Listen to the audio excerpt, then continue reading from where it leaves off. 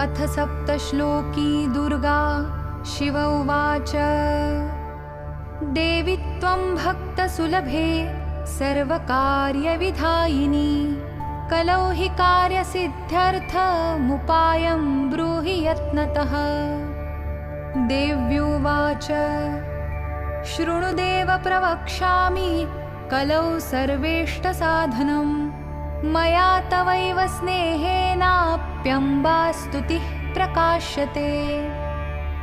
ॐ अस्य श्री दुर्गा सप्तश्लोकी स्तोत्रमहामन्त्रस्य नारायण ऋषिः अनुष्टुभादीनि छन्दांसि श्री महाकाली महालक्ष्मी महासरस्वत्यो देवताः श्री दुर्गा प्रीत्यर्थं सप्तश्लोकी दुर्गा